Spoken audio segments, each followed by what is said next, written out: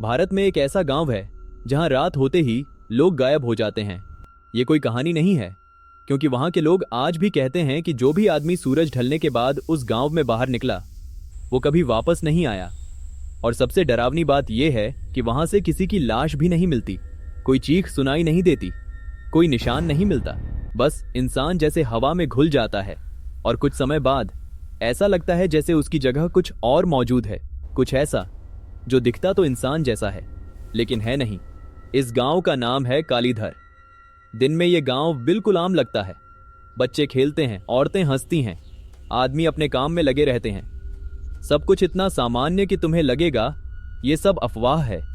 लेकिन जैसे ही सूरज ढलता है पूरा माहौल बदल जाता है। अचानक लोग अपने घरों की तरफ भागने लगते हैं, दरवाजे बंद हो जाते हैं, खिड़कियां कसकर लगा दी जाती हैं और हर घर के बाहर एक छोटा सा दीपक जला दिया जाता है, जैसे वो दीपक अंधेरे से नहीं बल्कि किसी और चीज से बचाने के लिए जलाया गया हो। हवा भारी हो जाती है, सन्नाटा गहरा हो जाता है और पूरे गांव में एक अजीब सी बेचैनी फैल जाती है। कोई किसी से बात नहीं करता, कोई बाहर नहीं निकलता और सबसे अजीब बात यह है कि जैसे ही अंधेरा पूरा छा जाता है ऐसा लगता है जैसे पूरा गांव सांस लेना बंद कर देता है। इसी गांव की सच्चाई जानने के लिए एक शहर का लड़का वहां आया। उसका नाम था आरव। वो एक वीडियो क्रिएटर था।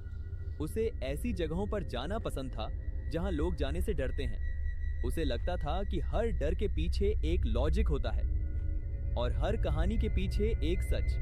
जब उसने कालीधर गांव के बारे में सुना तो उसे लगा कि ये बस एक और अफवाह होगी, लेकिन उसके अंदर की जिज्ञासा उसे वहां खींच लाई। जैसे ही वो गांव पहुंचा उसे सब कुछ थोड़ा अजीब लगा।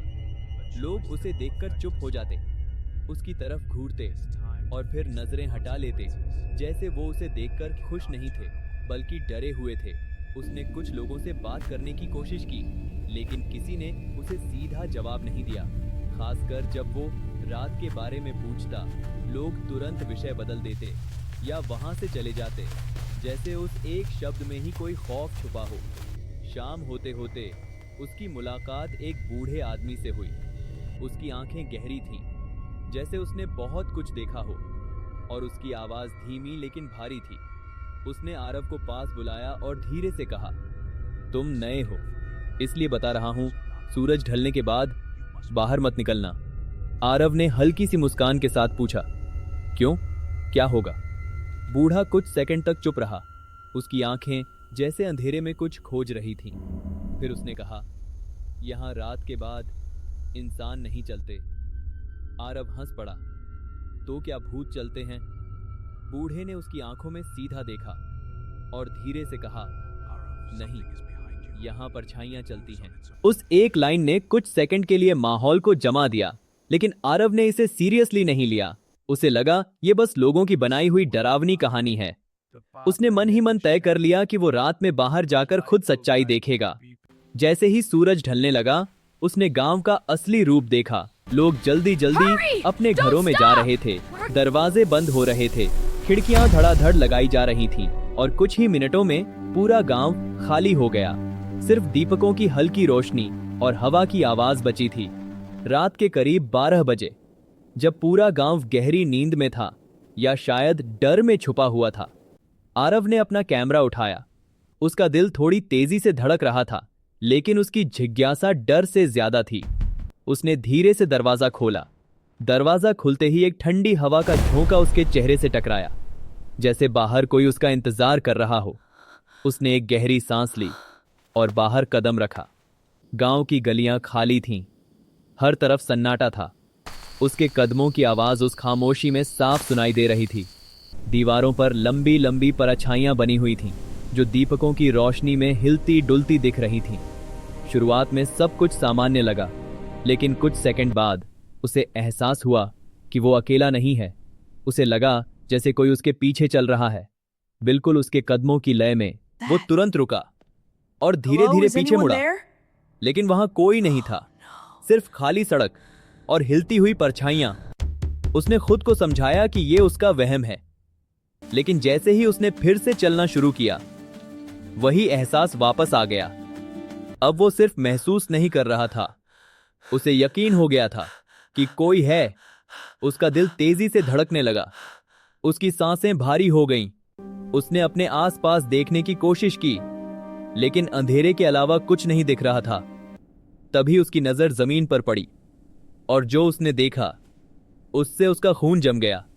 उसकी परछाई उसके साथ नहीं चल रही थी, वो वहीं खड़ी थी जहां वो कुछ सेकंड पहले खड़ा था। आरव ने अपना हाथ उठाया, लेकिन उसकी परछाई ने कोई हरकत नहीं की।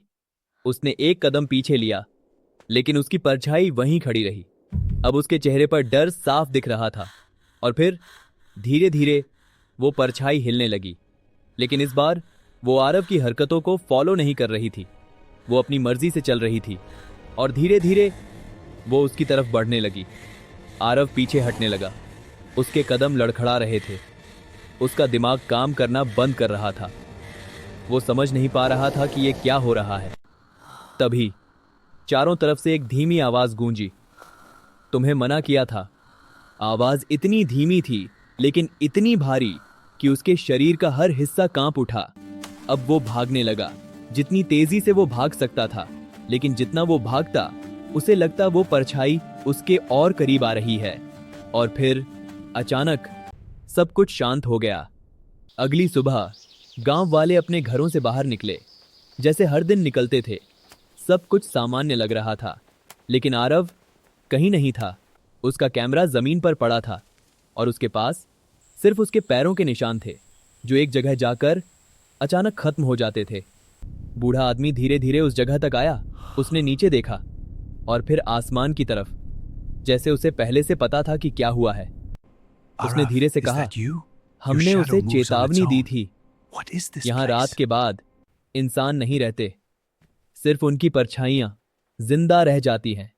कहा जाता है, अगर तुम कभी उस गांव जाओ और रात हो जाए, तो एक बात हमेशा याद रखना, अपने आसपास से ज्यादा अपनी परछाई पर ध्यान देना, क्योंकि हो सकता है वो तुम्हारी ना हो। और अगर कभी तुम्हें लगे कि तुम्हारी परछाई तुम्हारे साथ नहीं चल रही, तो समझ जाना अब तुम अकेले नहीं हो।